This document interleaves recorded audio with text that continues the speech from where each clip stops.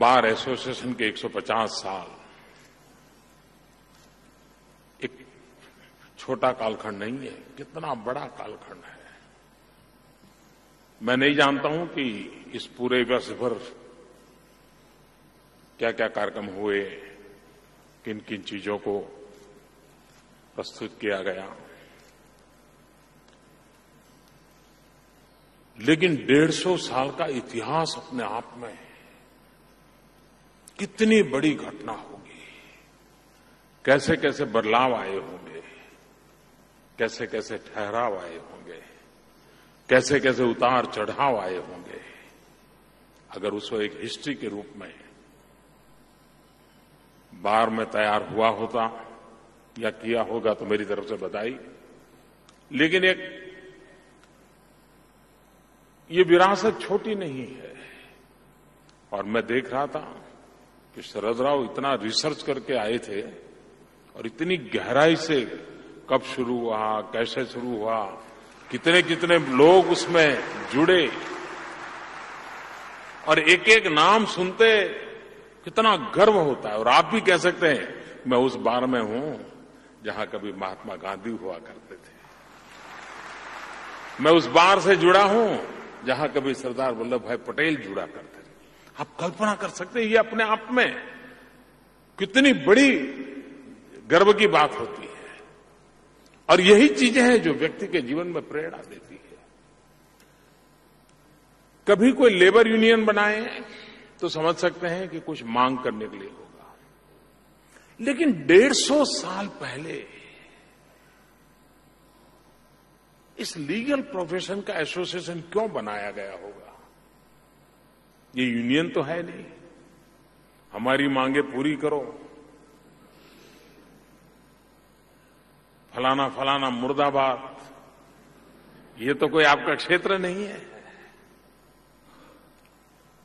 मैं अनुमान करता हूं, मेरा कोई अध्ययन नहीं है, शरद राव उस पर ज्यादा अच्छी तरह प्रकाशित कर सकते हैं। मैं अनुमान करता हूं कि उस समय के जो महापुरुषों ने इस कल्पना को किया होगा, उसके मूल में ये प्रोफेशन के लोग मिलकर के क्वालिटेटिव चेंज के लिए डायनेमिक रूप से किस प्रकार से निरंतर काम करते रहे, अपने आप को वेल इक्विप कैसे कर सके, और अधिक ज्ञान को जुटाने के लिए सामूहिक चिंतन मनन का अवसर कैसे प्राप्त हो, वो एक उत्तम आदर्शों को लेकर के इस परंपरा का प्रारंभ हुआ होगा। अकेले अगर वकील होते, कोई वकालत करते होते, तो शायद देश को जितने उत्तम महापुरुष मिले बार में से, वो शायद न मिले होते। ये इतने महापुरुष इसलिए मिले होंगे कि सामूहिक रूप से न्याय और अन्याय की बहस हुई होगी,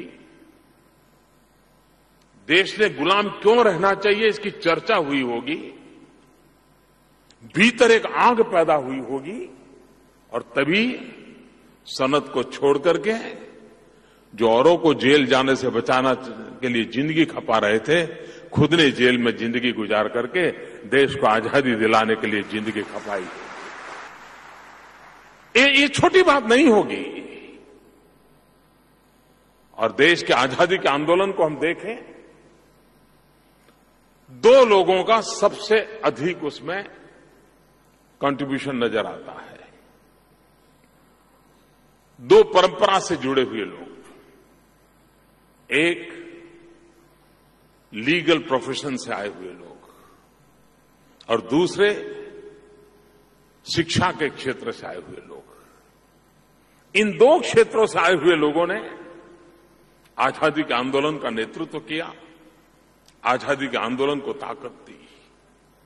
हम कल्पना कर सकते हैं उस समय जब अंग्रेजों का जुल्म चलता होगा, अगर लीगल प्रोफेशन के लोग हिंदुस्तान के सामान्य नागरिक के साथ कंधे से कंधा मिलाकर के नहीं खड़े होते, तो इस युद्ध में कौन उतरता?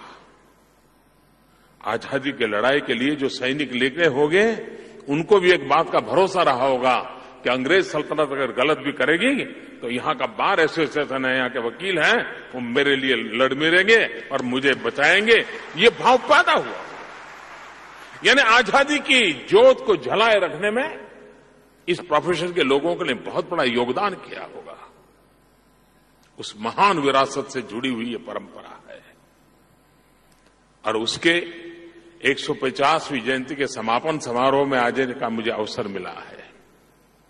आपने जब प्रारंभ किया था तब राष्ट्रपति जी आए थे, प्रारंभ किया था तब सरकार एक थी, समापन हो रहा है तब सरकार दूसरी है।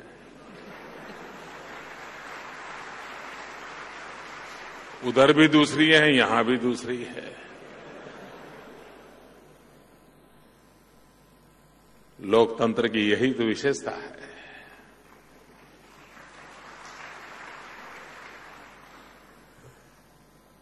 लेकिन मैं मानता हूं कि अब वक्त बहुत तेजी से बदल रहा है।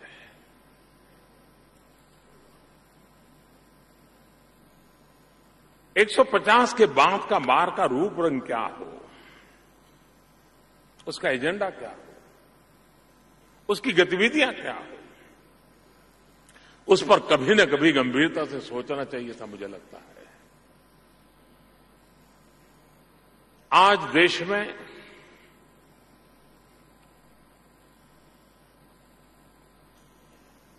मैं एक आवश्यकता महसूस करता हूं और वो क्विक जस्टिस की बात तो बराबर होती रहती है, लेकिन क्वालिटी जस्टिस की ओर ध्यान कैसे दिया जाए।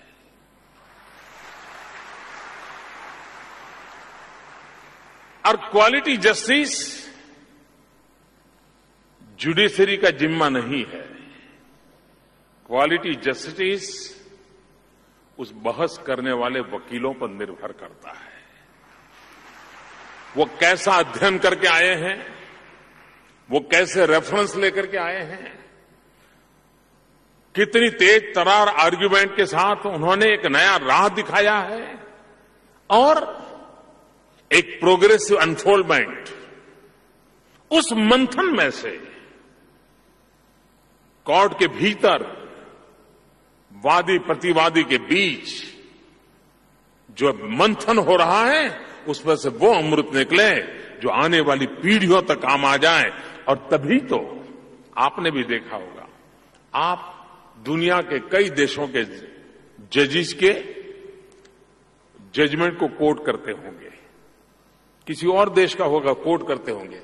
मैं तो कभी कोर्ट में गया नहीं, मैं वकील रहा नहीं, लेकिन ऐसा करते ही होंगे।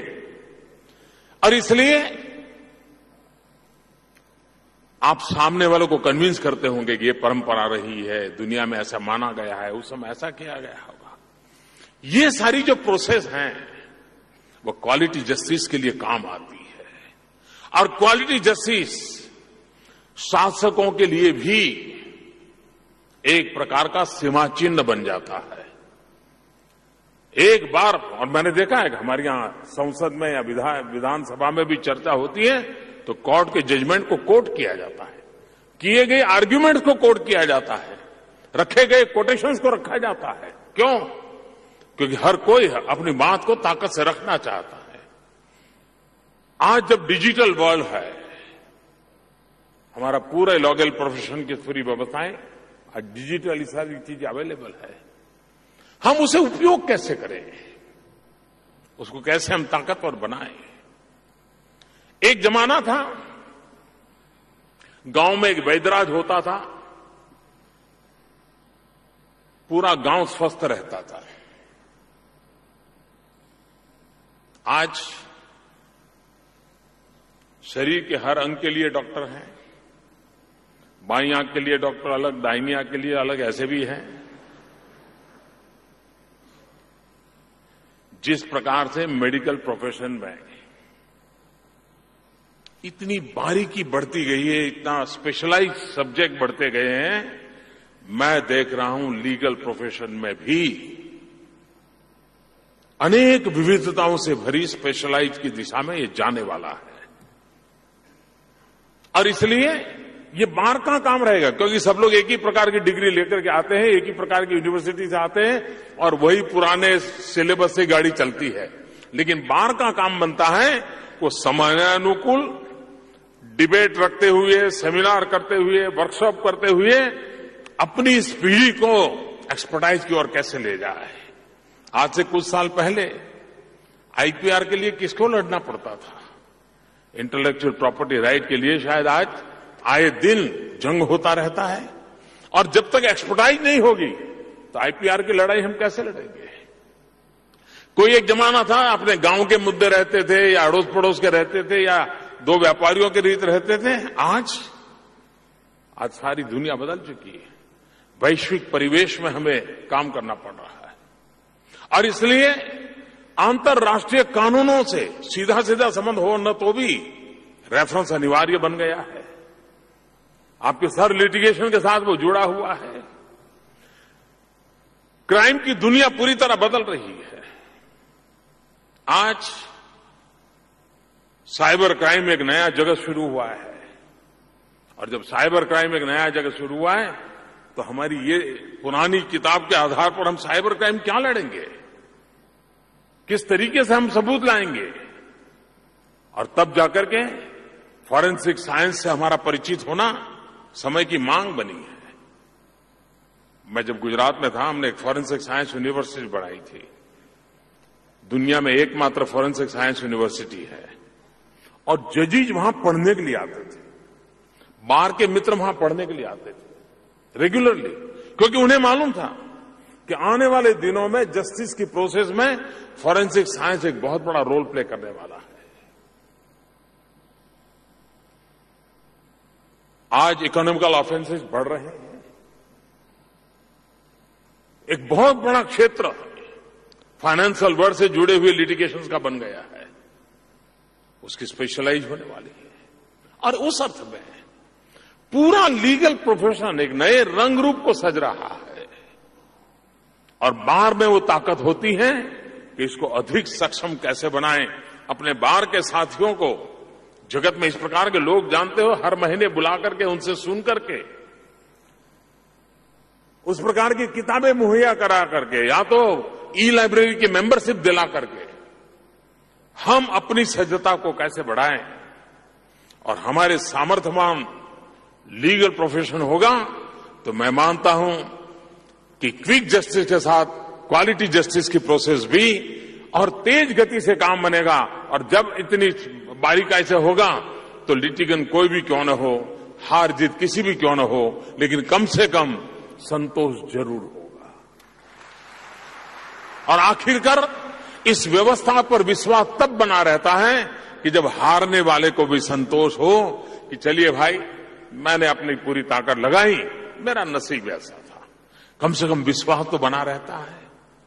अगर हमारी व्यवस्थाओं पर से विश्वास टूट जाता है तो व्यवस्थाएं चरमरा जाती है। और इसलिए व्यवस्थाओं में विश्वास होना, इंस्टीट्यूशनल क्रेडिबिलिटी, ये समय की बहुत बड़ी मांग होती है। और इंस्टीट्यूशनल क्रेडिबिलिटी के लिए हम जितना प्रयास करें, और ये एक जगह पे नहीं होता है। और एक क्षेत्र है जो सबसे बड़ा चिंता का है, और मैं बार के मित्रों से विनती करता हूं कि क्या आप हमारी मदद कर सकते हैं क्या? आपको हैरानी होगी,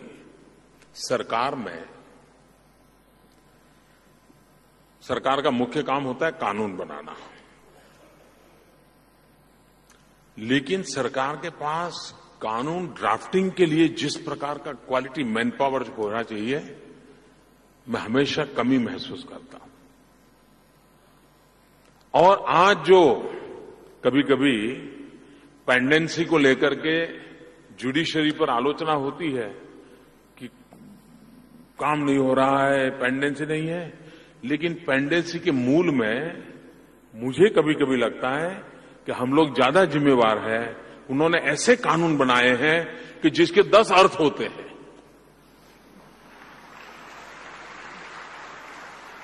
और उसी के कारण समस्या बढ़ती है।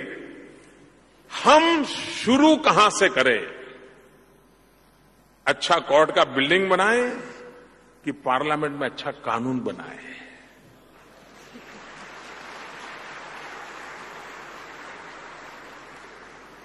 और इसलिए इन दिनों मैं आग्रह करता हूं कि कोई भी नए एक्ट का ड्राफ्ट है उसको ऑनलाइन रखो, बाहर के मित्रों को कहो भाई जरा इसके बराबर बाल की खाल उधेड़ करके देखो क्या गलती हो रही है हमारी, निकालो, हमें बताओ, तभी जाकर के एक्ट अच्छे बनते। और एक्ट जिसमें मिनिमम, अब हम मनुष्य हैं, हम जीरो ग्रे एरिया तो कह नहीं सकते, मनुष्य से गलती हो सकती है, लेकिन मिनिमम ग्रे एरिया हो ऐसे अगर हम कानून बनाते हैं तो मैं नहीं मानता हूं कि जुडिशरी को निर्णय करने में कभी देर लगती है। वो फटाक से कह सकते हैं ये हो सकता है, ये नहीं हो सकता है। और इसलिए हमारे यहां कानून बनाने की जो प्रक्रिया है उसको भी बार एसोसिएशन की मदद से अच्छा बनाया जा सकता है। हमारी जितनी लॉ यूनिवर्सिटीज हैं वहां पर ड्राफ्टिंग के स्पेशल कोर्सेज चलाने की आवश्यकता है। वहां पर लीगल प्रोफेशन में जाने वाले व्यक्ति को एक्ट ड्राफ्ट करना, उसका भी एक प्रोफेशनली उसको ट्रेनिंग होना जरूरी है। जब तक हम अच्छा, सरकारों का भी एक स्वभाव रहा है, अच्छी सरकार वो नहीं है कि जो कानूनों के जंगल खड़े कर दे, हर दिन एक नया कानून बनाए और हम सीना तान करके कहते रहे हमने ये कानून बनाया, हमने वो कानून बनाया, हमने ढिकड़ा कानून बनाया। इसलिए मैं हमेशा कहता हूं मेरी सफलता यह है कि मैं अगर 5 साल में हर दिन एक कानून खत्म करूं,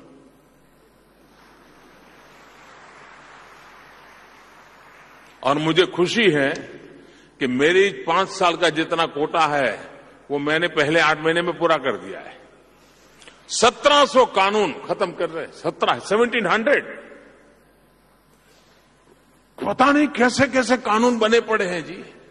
और वो कानून ऐसे हैं कि कोई भी उस कानून को 1880 का एक कानून लेकर के आएगा और वो खड़ा हो जाएगा और वो 2-6 महीने कोर्ट के खराब करता रहेगा। ये भी पूरी तरह व्यवस्था में बदलाव हम लगे हैं। और मैं मानता हूं कि इसको मैंने अभी मुख्यमंत्रियों से राज्य में भी कहा, मैंने कहा भाई ये बहुत हो गए, आप कुछ कम करो। जितने कानून कम होंगे उतनी न्याय की सुविधा बढ़ेगी। कानूनों के जंगल से न्याय पाना कभी कभी कठिनाई हो जाती है, और इसलिए कानून सरल हो, कानून सामान्य मानवीय को विश्वास में देने वाला हो और निष्पक्ष भाव से बना हुआ हो, तो सरकारों की भी ये जिम्मेवारी है।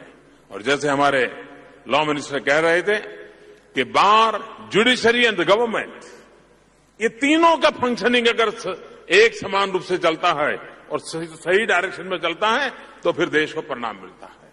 उन परिणाम की प्राप्ति करने के लिए हम आगे बढ़ना चाहते हैं। हम इन दिनों सारा विश्व का ध्यान भारत की तरफ है। हम पिछले कई वर्षों से सुनते आए हैं कि 21वीं सदी एशिया की सदी है, और हम ये भी देख रहे हैं कि दुनिया के लोगों को आर्थिक गतिविधि के लिए एशिया की तरफ ध्यान केंद्रित हुआ है, और पिछले कुछ महीनों से भारत के प्रति आकर्षण बढ़ा है। भारत के प्रति बड़ी आशा भरी नजर से दुनिया देख रही है। कारण क्या है? आप बार मित्रों को जानकर के खुशी होगी,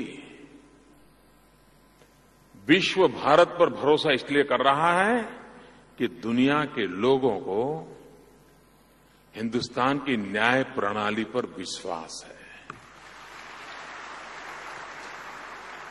उनको लगता है कि भाई मैं पूंजी निवेश करूंगा तो भारत में डेमोक्रेटिक सिस्टम है, भारत में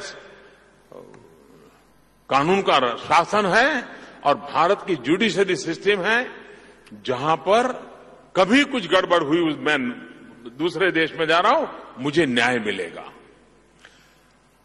आज अन्य देशों की तुलना में भारत का सबसे ताकतवर जो मुद्दा है विश्व को प्रभावित करने के लिए, वो ये है कि हमारे पास हमारी लीगल सिस्टम, हमारी जुडिशरी टोटली इंडिपेंडेंट है, और दूसरा उनको आनंद आता है कि हमारी यहां न्याय प्रणाली में अंग्रेजी का महात्मा है।